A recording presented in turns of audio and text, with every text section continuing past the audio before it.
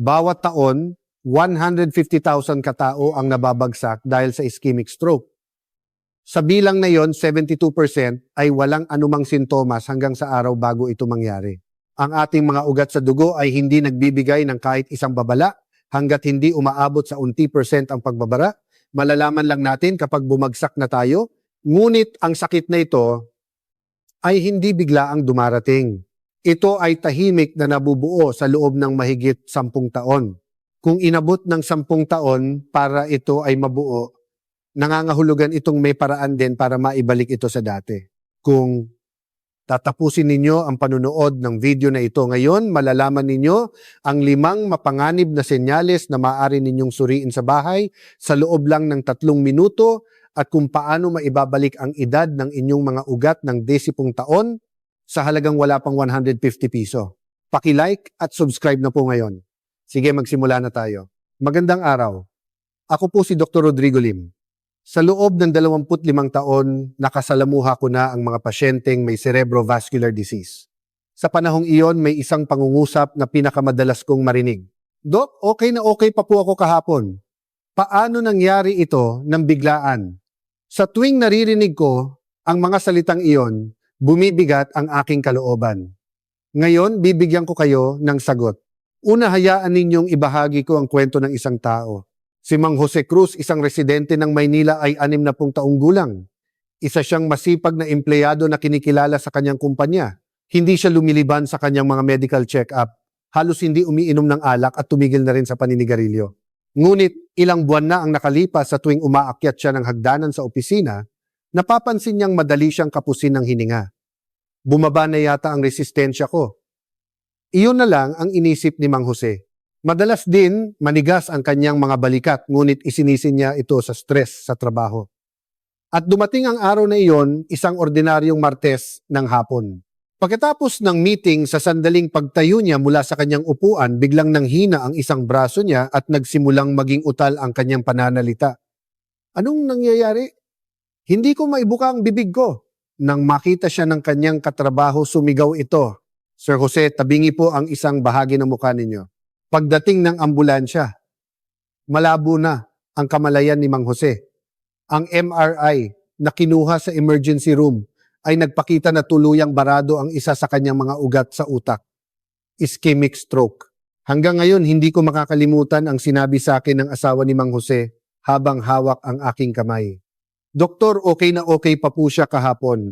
Paano po nangyari ito ng biglaan? Wala po talagang anumang senyales.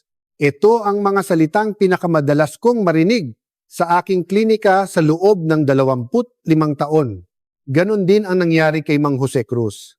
Hanggang sa araw bago ang insidente, normal siyang nagtatrabaho sa opisina.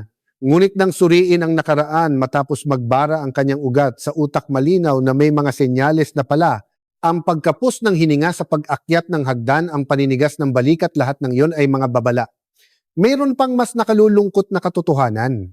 Sa populasyon ng mga nasa edad 70-28, sa bawat 1,000 katao ang dumaranas ng ischemic stroke, may isang katotohanan akong natuklasan sa mahabang panahon ng pag-aalaga sa mga pasyente. Ang ating mga ugat sa dugo ay tumatanda ng mas mabilis ng 12 hanggang 19 taon kaysa sa ating aktwal na edad. Ang mga ugat ng mga taong inaakalang sila ay nasa 50s pa lamang ay maaring nasa kalagayan na ng isang taong nasa mid-60s. Ang problema, hindi ito nararamdaman. Kahit sa sandaling ito, maaring may maliliit na pagbabagong nangyayari sa isang bahagi ng inyong mga ugat sa utak, kaya ngayon, isa-isahin nating talakayin. Ano ba talaga ang nangyayari sa ating mga ugat sa utak? Hayaan ninyong gumamit ako ng isang simpleng paghahambing. Ang mga ugat sa utak ay mas manipis pa sa hibla ng buhok. Sa katunayan, ang mga ugat sa malalim na bahagi ng utak ay wala pa sa kalahati ng kapal ng isang hibla ng buhok. Sa pamamagitan ng ganito kanipis na mga ugat, tumatanggap ang utak ng napakaraming dugo. Ang ating utak ay 2% lamang ng ating timbang, ngunit ginagamit ito ang 25% ng dugong ibinobomba ng puso. Ito ay dahil kailangan ng napakaraming enerhiya para sa lahat ng gawain tulad ng pag-iisip, pag-alala, pagdama ng emosyon at paggalaw ng katawan. Kaya ano ang mangyayari kapag nagbara ang ugat sa utak 6 na minuto lamang? Pagkalipas ng 6 na minuto mula nang maputol ang supply ng dugo, nagsisimulang masira ang mga selula ng utak. At ito ang dapat ninyong tandaan, ang mga nasirang selula ng utak ay hindi na muling bumabalik. Ang mga kalamnan ng puso ay may kakayahang mag-regenerate kahit paano, ngunit ang mga selula ng utak ay hindi. Ang mas nakakatakot ay ang katotohanang karamihan sa mga tao ay hindi nakakaramdam ng anumang sintomas hanggat hindi umaabot sa 80% ang pagbabara ng kanilang mga ugat. Meron akong madalas na paghambing na ibinibigay sa aking mga pasyente. Kung ang mga ugat sa puso ay parang highway, ang mga ugat sa utak ay parang makipot na iskinita. Ang highway ay malapad kaya kahit may kaunting traffic, makakahanap ka ng ibang daan. Ngunit sa makipot na iskinita, kahit isang maliit na hadlang lang ay sapat na para ito ay tuluyang mabara. Ganyan mismo ang mga ugat sa utak. Dahil sa kanilang napakanipis na istruktura, isang maliit na blood clot o isang maliit na pinsala sa pader ng ugat ay maaaring magdulot ng nakamamatay na resulta. Kayo ba, nahihilo ba kayo sa tuwing bumabangon sa umaga? Ang inyo bang mga balikat o leeg ay mas naninigas kaysa dati? Paminsan-minsan ba ay namamamanhid o nanlalamig ang inyong mga kamay at paa? Hindi ninyo dapat ipagwalang bahala ang mga sintomas na to sa pag-aakalang pagod lang. Kayo, maaring ito ay senyales na humihingi ng tulong ang inyong mga ugat sa utak. Inakala rin ni Mang Jose Cruz na ang pagkapos niya ng hininga sa pag-akyat ng hagdan ay dahil lang sa huminang resistensya. Ang paninigas ng kanyang balikat ay inakala niyang dahil sa stress. Ngunit lahat ng iyon ay mga babala na ipinapadala ng kanyang mga ugat sa utak. Kung gayon, ano-anong mga senyales ang hindi natin dapat palampasin? Pakitandaan ang 5 mapanganib na senyales na babanggitin ko ngayon. Maaari ninyo itong masuri sa bahay sa loob lamang ng 3 minuto. Unang senyales, pagkahilo sa umaga pagising. Kung nakakaramdam kayo ng pag-ikot ng paligid kapag umuupo mula sa pagkakahiga sa kama, ito ay senyales na kulang ang daloy ng dugo papunta sa inyong utak. Ikalawang senyales, madalas na pamamanhid ng isang braso o binti. Lalo na kung isang panig lang ang palaging namamamanhid o nanlalamig, maaaring may problema sa ugat sa utak sa bahaging iyon. Ikatlong senyales, hirap makahanap ng salita habang nagsasalita. Yung alam mo na madalas ninyo bang sinasabi ito, ibig sabihin, hindi maayos ang supply ng dugo sa bahagi ng utak na responsable sa wika. Ika-4 na senyales. Nawawalan ng balanse kapag naglalakad. Kung kayo ay natutumba-tumba kapag bumababa ng hagdan o nahihirapang maglakad sa isang tuwid na linya, maaaring may problema sa daloy ng dugo sa inyong cerebellum. Ika-5 senyales. Biglaang paglabo ng paningin. Kung pansamantalang hindi makakita ang isang mata o may bahagi ng inyong paningin na nagdidilim, maaaring may problema sa ugat na papunta sa retina o sa visual cortex ng utak. Kung nararanasan ninyo ang kahit isa sa 5 ito, huwag mag-atubiling pumunta sa ospital. Huwag ninyong isipin na pagod lang siguro ako. Hindi ninyo ito kasalanan. Walang sino man ang nagsabi sa inyo tungkol dito. Ngunit ngayong alam na ninyo, sana ay suriin ninyo ang inyong sarili. Mayroon din akong isang alaala na hindi ko malilimutan habang buhay. Ito ay kwento ng aking lolo. Ang lolo ko ay 74 na taong gulang at sa aking paningin siya ay tunay na malusog. Tuwing Sabado, walang palya siyang umaakyat ng bundok, normal ang kanyang presyon ng dugo at wala siyang diabetes. Apo, mabubuhay ako hanggang 100, madalas niyang biruin. Ngunit isang linggo ng umaga, tumawag ang lola ko nagmamadali. Apo, bumagsak ang lolo mo. Hindi siya makapagsalita at hindi niya maigalaw ang isang braso niya. Hanggang ngayon, tandang-tanda ko ang sandaling iyon.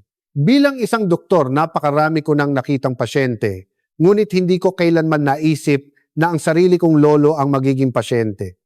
Nang magmadali akong pumunta sa emergency room, malabo na ang kamalayan ng lolo ko. Ang resulta ng MRI ay nagpakita na isa sa mga pangunahing ugat sa kanyang utak ay tuluyang barado. Ischemic stroke. Kahapon lang ay umakyat pa siya ng bundok, sabi ng lola ko habang umiiyak.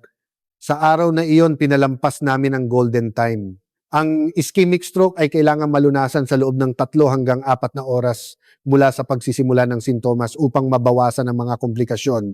Ngunit ang lolo ko ay dinala sa ospital, 5 oras matapos magsimula ang kanyang mga sintomas. Inakala raw niya na medyo nahihilo lang siya kaya humiga na lang. Nang marinig ko ang sinabi ng lola ko, gumuho ang mundo ko. Bilang isang doktor, nabigo akong protektahan ang pinakamalapit kong pamilya. Matagal kong dinala ang pagsisising iyon.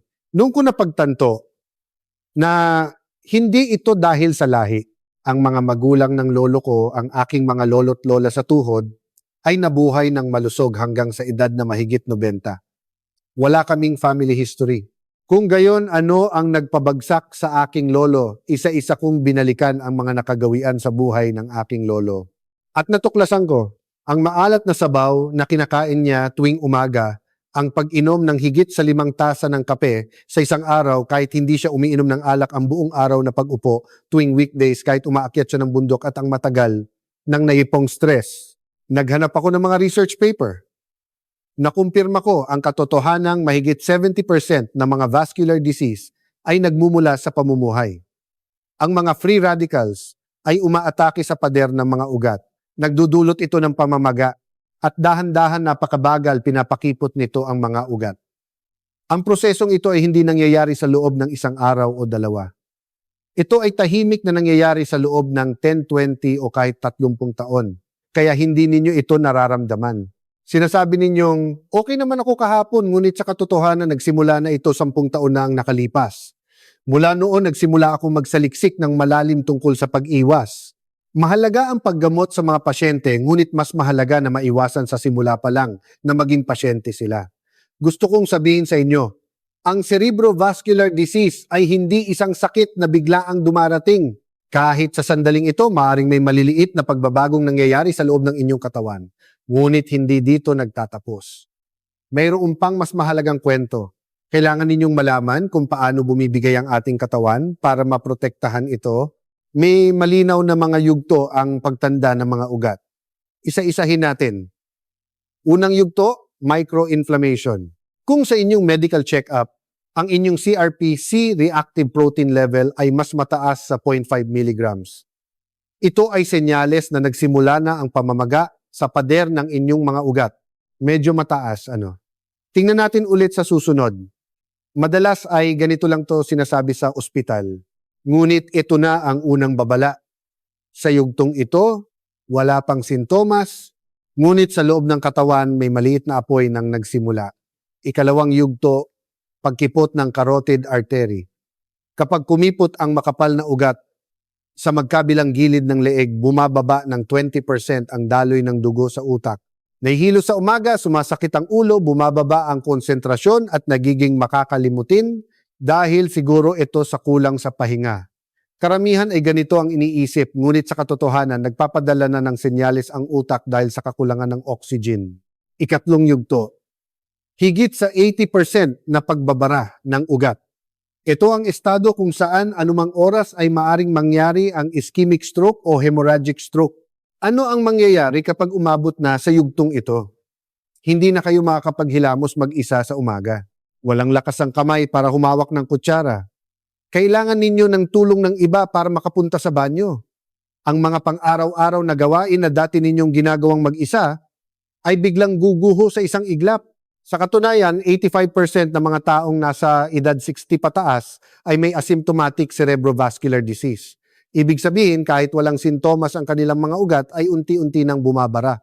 Sa pagkarinig ninyo sa kwentong ito, siguradong mag-aalala kayo. Kung gayon, hahayaan na lang ba natin to? Hindi. Huwag kayong mag-alala. Mayroon akong pinakamahalagang mensahe para sa inyo.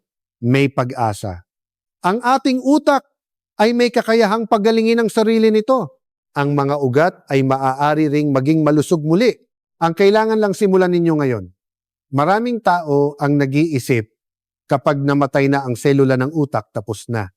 Tama po yan. Ang mga selula ng utak ay hindi na nagre-regenerate, ngunit may isa pang kamangha-manghang kakayahan ng utak. Ito ay ang neuroplasticity. Hayaan ninyong ipaliwanag ko sa simpleng paraan.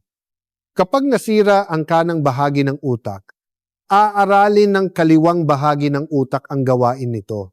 Parang kapag sarado ang pangunahing daan, hahanap ka ng daan sa mga eskinita, sa gilid ng utak ay gumagawa rin ng mga bagong daan. Sa katunayan, kapag ang mga pasyenteng may ischemic stroke ay sumasailalim sa rehabilitasyon, ang kanilang mga braso at binti na dati hindi maigalaw ay unti-unting nagsisimulang gumalaw. Ito ay dahil gumagawa ang utak ng mga bagong neural circuit.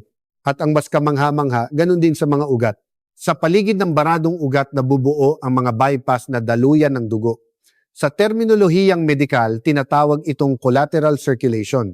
May isang pagkakataon na labis akong namangha habang tinitingnan ang aking mga pasyente. Isang 72 taong gulang na pasyente ang dumating dahil sa ischemic stroke at isa sa kanyang mga pangunahing ugat ay tuluyan ng barado. Sa ganitong kalagayan, inaasahan na magkakaroon siya ng malubhang komplikasyon. Ngunit nakakagulat, halos wala siyang sintomas. May dahilan pala. Nang masusing tingnan ang MRI, napakaraming maliliit na ugat ang nabuo sa paligid ng baradong ugat. Ang katawan mismo ang gumawa ng mga daanang alternatibo, ang inyong katawan ay mas malakas kaysa sa inaakala ninyo. Kahit na makipot ang inyong mga ugat ngayon, kung aalagaan ninyo ito sa tamang paraan, may mga bagong ugat na mabubuo. Ang mga matatandang ugat ay maibabalik din ang kanilang pagiging elastiko. Ngunit may isang kondisyon. Kailangan ninyong bigyan ang inyong katawan ng tamang nutrisyon. Kailangan ng mga sangkap na nagpapagaling sa mga ugat, mga sangkap na gumagawa ng mga bagong ugat, at mga sangkap na nagpoprotekta sa mga selula ng utak. Ngayon, ang sasabihin ko ay ang pinakamahalaga sa lahat dahil ito ay isang paraan na maaari ninyong gawin agad-agad ngayon. Hindi ito gamot, hindi operasyon, kundi isang paraan na kayang gawin ng lahat. Ang ipakikilala ko sa inyo ay hindi gamot. Hindi rin ito paggamot sa ospital. Ito ay prutas. Prutas. Ano namang magagawa niyan? Siyempre, maaari kayong magtaka. Ngunit ang sinasabi ko ngayon ay hindi isang simpleng folk remedy. Ito ay isang pag-aaral na isinagawa ng Harvard Medical School at Seoul University. Sinubaybayan nila ang 180,000 katao sa loob ng 30 taon. Ang resulta ay nakakagulat. Ang mga taong regular na kumakain ng partikular na mga prutas ay may 67% na mas mababang tsansa na magkaroon ng ischemic stroke. 67% po iyan. Isang bilang na mas mabisa pa sa anumang gamot. Ang mga prutas na iyon ay mulberry, blueberry at granada pomegranate. Isa-isahin natin. Una, mulberry. Ang mulberry ay naglalaman ng sangkap na tinatawag na anthocyanin. Ito ay mas mabisa kaysa sa nasa ubas o blueberry. Sa simpleng paliwanag ito, ang ginagawa ng anthocyanin, tinatanggal nito ang masamang kolesterol at pinipigilan ang pagdidikit-dikit ng mga platelet. Kapag nagdikit-dikit ang mga platelet, nabubuo ang blood clot. At ang blood clot na yon ang bumabara sa mga ugat sa utak. Pinipigilan ng mulberry ang mismong prosesong iyon. Narito ang isang tip. Mas epektibo ang mulberry kapag ito ay frozen. Ang konsentrasyon ng anthocyanin sa frozen mulberry ay mas mataas ng 15% kaysa sa sariwang mulberry. Ito ay dahil sa proseso ng pagyeyelo, nababasag ang mga cell wall, kaya mas madaling maabsorb ang mga sangkap, sapat na ang 60 gramos sa isang araw o halos isang dakot. Maaari ninyo itong ihalo sa yogurt sa umaga o kainin ng direkta matapos matunaw. Ikalawa, blueberry. Sa mundo ng medisina, tinatawag ang blueberry na brainberry. Ito ay dahil direktang pinoprotektahan nito ang mga selula ng utak. Pinapagana nito ang mga nerve cell sa hippocampus, ang bahagi ng utak na responsable sa memorya. Sa katunayan ng ang mga taong nasa edad 60 pataas ay regular na kumain ng blueberry sa loob ng 3 buwan, ang kanilang mga score sa memory test ay tumaas ng average na 23%. Makakalimutin na ako. Hindi ko maalala ang pangalan. Kung mayroon kayong ganitong mga sintomas, subukan ninyong kumain ng blueberry. Mas maganda rin ang blueberry kapag frozen.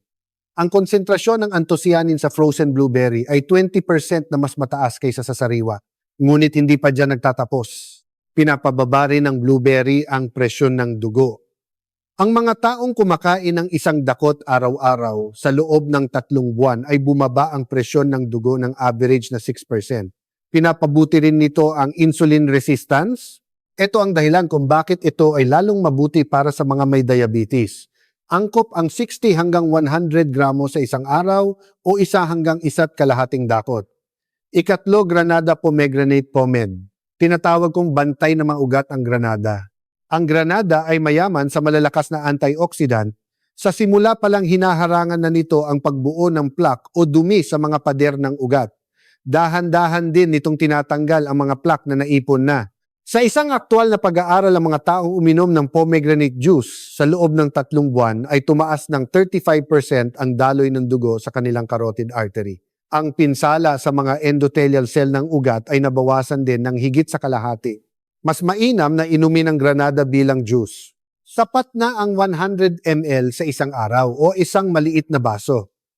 Ngunit ang mga pomegranate juice na nabibili sa merkado ay madalas na may maraming asukal. Kaya piliin ang mga produktong 100% purong katas. Ngayon buuin natin. Ang mulberry ay tagalinis. Tinatanggal nito ang masamang kolesterol at pinipigilan ang pagbuo ng blood clot. Ang blueberry ay tagaprotekta. Pinoprotektahan nito ang mga selula ng utak at pinapabuti ang memorya at konsentrasyon. Ang Granada ay bantay. Pinipigilan nito ang pag-ipon ng plaque at tinatanggal din ang mga naipon na ito ay paglilinis, pagprotekta at pagharang. Kapag sabay-sabay ninyong kinain ang tatlong ito, nagkakaroon ng synergy effect. Ang epekto nito ay higit sa doble ang bisa kumpara sa pagkain ng isa-isa. Talaga bang epektibo iyan? Baka naman salita lang. Siyempre, magtatanong kayo. Kaya ipapakita ko sa inyo ang aktual na datos. Ang Seoul University College of Medicine ay nagsagawa ng isang eksperimento sa 3 katao sa loob ng 6 na buwan. Ang control group na walang kinain ay lumala ng 3% ang kondisyon ng kanilang mga ugat. Ito ay natural na pagtanda. Ang grupo na mulberry lang ang kinain ay tumaas ng 12% ang daloy ng dugo. Ang grupo na blueberry lang ang kinain ay tumaas ng 15% ang memory score. Ang grupo na Granada lang ang kinain ay bumuti ng 10% ang pagiging elastiko ng kanilang mga ugat. Hanggang dito, inaasahan na namin ang mga resulta. Ngunit iba ang nangyari sa grupo na kumain ng 3 prutas ng sabay-sabay. Tumaas ng 35% ang kanilang daloy ng dugo. Bumuti ng 32% ang pagiging elastiko ng kanilang mga ugat. Tumaas ng 41% ang kanilang memory score. Hindi ito simpleng addition. Isang multiplication effect ang naganap. Ang mas nakakagulat ay ang pagbabago sa edad ng kanilang mga ugat. Sa 3 buwan, ang edad ng mga ugat ng grupo na kumain ng 3 prutas ay bumata ng average na 5 taon. Sa 6 na buwan, bumata ito ng 2 taon. Ang isang 60 taong gulang ay nagkaroon ng ugat na katumbas ng isang taong nasa early 50s. Kung sasabayan pa ito ng pagbabago sa pamumuhay, mas malaki ang epekto. Ang grupo na kumain ng prutas, naglakad at inayos ang tulog, ay bumata ng average na 17 taon ang edad ng kanilang mga ugat. Ang isang 65 taong gulang ay naging katumbas ng isang taong nasa late 40s. Ito ay aktual na clinical data. At sa aking klinika, nakikita ko rin ang parehong pagbabago. Si Aling Teresita Reyes mula sa Cebu, 62 taong gulang. Nang una siyang dumating, ang edad ng kanyang mga ugat ay 71. Ngunit tumaas ng 22% ang daloy ng dugo sa kanyang utak. Ang gaan-gaan ng pakiramdam ko sa ulo. Puno ng sigla ang araw ko, sabi niya sa akin. Si Ginoong Marco Santos mula sa Davao, 75 taong gulang, ang kanyang carotid artery stenosis ay 40%. Ngunit sa loob ng 5 buwan, bumaba ito sa 20%. Kaya ko nang mag-focus hanggang hapon. Dati pagkatapos mananghalian, parang tulala na ako. Ang sabi ng kanyang asawa na kasama niya, parang ibang tao na siya. Pati ekspresyon ng mukha niya nagbago. Si Ginang Lita Gomez mula sa Quezon City, 67 taong gulang. Sa tuloy-tuloy na pagkain nito, ang edad ng kanyang utak ay nananatiling nasa early 50s. Dok, ngayon kahit makipaglaro ako sa mga apo ko, hindi ako napapagod, sabi niya, habang nakangiti. Walang espesyal na paggamot. Kinain lang nila ang 3 prutas. Ngunit nagbago ang kanilang buhay. Ngayon, ang pinakamahalagang tanong, paano magsisimula? Gumawa ako ng pinakasimpleng routine. Kayang sundan ng lahat. Paggising sa umaga, kumuha ng 30 gram ng mulberry at 50 gram ng blueberry mula sa freezer. Kung ililipat ninyo to sa refrigerator nung gabi, bahagya na itong matutunaw sa umaga. Ihalo ito sa isang tasa ng yogurt at kainin. Masarap na at 3 minuto lang ang paghahanda. Pagkatapos ng tanghalian, uminom ng isang basong 100 ml ng pomegranate juice at kumain pa ng 30 gram ng mulberry. Maaari ninyong ilagay ang mulberry sa isang maliit na lalagyan at dalhin sa inyong bag. Sa gabi, kumain ng 50 gram ng blueberry o kalahating granada. Iyon lang. Hindi mahirap, hindi ba? Maaaring nag-aalala rin kayo sa gastos. Ang 1 kilo ng frozen mulberry ay humigit kumulang 500 piso, ang 1 kilo ng frozen blueberry ay humigit kumulang 700 piso, at ang 1 litro ng pomegranate juice ay humigit kumulang 500 piso. Kung kakalkulahin, wala pang 150 piso ang gastos sa isang araw, mas mura pa sa isang tasa ng kape. Mapoprotektahan ninyo ang inyong mga ugat sa utak sa halagang wala pang 150 piso sa isang araw. Ngunit may mga dapat tandaan. Para sa mga may diabetes, kailangang ayusin ang dami ng prutas na kakainin. Bawasan sa kalahati ang kabuuang dami sa isang araw at madalas na suriin ang inyong blood sugar. Para sa mga may sakit sa bato, kailangan ding kontrolin ang pagkonsumo ng potassium kaya kumonsulta muna sa inyong doktor. Para sa mga umiinom ng blood thinners, kailangan bawasan ang pag-inom ng granada dahil maaring magkaroon ito ng interaksyon sa gamot. At isa pa, hindi sapat ang prutas lamang. Kailangan din ninyong baguhin ang inyong pamumuhay. Una, paggising sa umaga, uminom ng 2 basong tubig. Pinapalabnaw nito ang dugo na lumapot dahil sa dehydration sa gabi na nakakatulong maiwasan ang blood clot. Pagkatapos uminom ng 2 basong tubig, maglakad-lakad ng 15 hanggang 20 minuto, sapat na ang pag-ikot sa inyong subdivision. Ikalawa, maglakad ng 30 minuto sa isang araw. Kung mahirap ang isang beses na 30 minuto, maaari ninyo itong hatiin sa 10 minutong lakad. Ang paglalakad ay nakakatulong sa sirkulasyon ng dugo at nagpapabuti sa pagiging elastiko ng mga ugat. Sa katunayan, ang mga taong naglalakad ng 30 minuto araw-araw ay tumaas ng average na 15% ang daloy ng dugo sa kanilang utak. Hindi kailangan maglakad ng mabilis. Sapat na ang bilis kung saan kaya ninyo pang makipag-usap sa kasama ninyo. Ikatlo, matulog bago mag-11 ng gabi. Ang pagtulog ang pinakamahalagang oras para sa paggaling ng mga ugat. Sa pagitan ng 11 ng gabi at 2 ng madaling araw, lumalabas ang growth hormone na nag-aayos ng mga nasirang ugat. Kung palalampasin ninyo ang oras na ito, tatanda ang inyong mga ugat. 1 oras bago matulog, patayin ang telebisyon at cellphone at diliman ang inyong silid. Iyon pa lang ay magpapabago na sa kalidad ng inyong tulog. Ika-4, iwasan ang 5 bagay. Sobrang stress, sobrang pagkain, maalat na pagkain tulad ng instant noodle, sigarilyo at pagpupuyat. Ang 5 ito ay kalaban ng inyong mga ugat. Sundin lamang ang 4 na gawin na ito. Simple ngunit napatunayang epektibo. Hindi ninyo kailangang gawin lahat. Simulan ninyo. Ang isa lang ngayon. Bukas ng umaga, buksan ang inyong freezer. Ang isang hakbang na iyon ay sapat na. Tandaan ninyo, kung magsisimula kayo ngayon, hindi pa huli. Kahit kayo ay 60, 70 o 80 ang mga ugat ay maaaring maibalik sa dati. Nangyari ito sa aking lolo at nangyayari ito sa aking mga pasyente. Ang isang dakot ng prutas ngayon ang huhubog sa inyong kinabukasan makalipas ang 10 taon. Dito sa ibaba ng video na ito, mag-iwan kayo ng komento, sisimulan ko ngayon. Ayon sa pag-aaral, ang mga taong isinusulat ang kanilang mga pangako ay 8 beses na mas mataas ang tsansang ipagpatuloy ang kanilang ginagawa. Ang inyong pangako ang magpoprotekta sa inyo at ang komentong iyon ay magbibigay din ng lakas ng loob sa iba. Kung meron kayong kakilala na mataas ang presyo ng dugo o madalas nahihilo, ipakita ninyo ang video na to. Maaaring magbago ang kanilang buhay makalipas ang 10 taon. Walang biglaan, may mga senyales na at hindi pa huli para magsimula ngayon. Sinusuportahan ko kayo. Ako po si Dr. Rodrigo Lim. Salamat po.